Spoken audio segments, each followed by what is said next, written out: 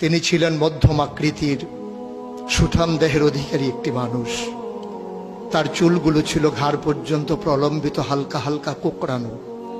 তিনি যখন চুলের ভিতরে তৈল দিয়ে আছড়াতেন মনে হতো মৃদুমন্দ ঢেউ দেখা যায়। তার কপাল ছিল চওড়া, ভ্রুগুলো ছিল জোড়া ভ্রু, ধনুকের মতো বাঁকা। চোখের পাতাগুলো ছিল ফুটন্ত গোলাপের গোলাপি রঙের এক একটি পাপড়ির মতো।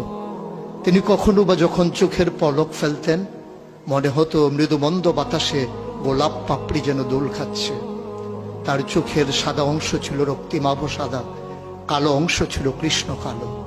তার নাকটা ছিল খাড়া, নাকের ছিদ্রগুলো ছিল ছোট ছোট। নাকের নিচে ছিল সরু চিকন গোফ, গোপের নিচেই সেই গোলাপি রঙের ঠোঁট।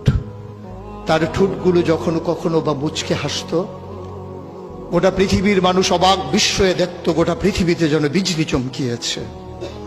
তিনি কখনো বা যখন এই রাস্তা দিয়ে হেঁটে যেতেন, 1 মাস পরেও কখনো যখন সাহাবা হাঁটতেন তার গায়ের জান্নাতি গন্ধ তারা পেতেন।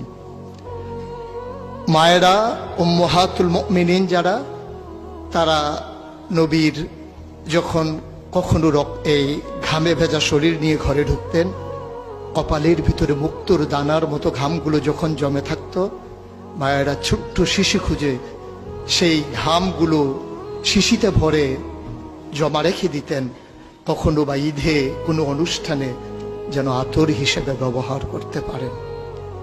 সুরত ধারণ করা কোনো মানুষের সাধ্যর বাইরে। কখনোই কোনো মানুষ সুরত ধারণ করতে পারবে না চেষ্টা করলেই, কিন্তু তার সিরত যেটা অনুকরণীয়, অনুপম আদর্শ। তিনি এসেছিলেন এই জন্যে, ওয়ামা আরসালনাকা ইল্লা রাহমাতাল লিল আলামিন। তিনি ছিলেন রহমত গোটা ধরনীর জন্যে। যেমন করে আল্লাহ বলেছেন, ফাবিমা রাহমাতিন মিনাল্লাহি লিনতা লাহুম ওয়ালাউ কুনতা ফাজ্জান গালিজাল কলব লানফাদ্দু মিন হাওলিক ফাআফু আনহুম ওয়াস্তাগফির লাহুম ওয়াশাওিরহুম ফিল আমর ফাইযা আযামতা ফাতাওয়াক্কাল আলাল্লাহ ইন্নাল্লাহা ইউহিব্বুল মুতাওয়াক্কিলিন। তিনি এসেছিলেন তেমন করে। কেন তাকে পাঠানো হয়েছিল? আল্লাহ নিজেই বলেছেন, লাকাদ কানা লাকুম ফি রাসূলিল্লাহি উসওয়াতুন হাসানাহ। তিনি ছিলেন মডেল, তিনি ছিলেন আইডল, তিনি ছিলেন আইকন, তিনি ছিলেন অনুপম আদর্শ, তিনি ছিলেন উসওয়াতুন হাসানাহ।